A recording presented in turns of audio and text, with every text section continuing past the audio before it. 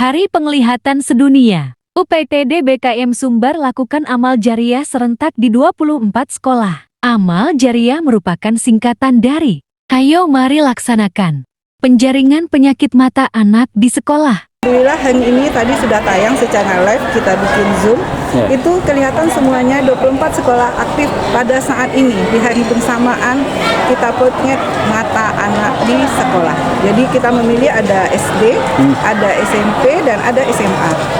Sekitar hampir 9.800 anak-anak kita bisa pada hari ini.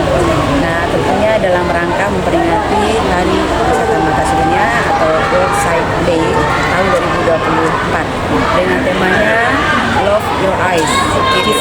Jadi kita memang pengennya anak-anak ini menjaga matanya dari dini ya.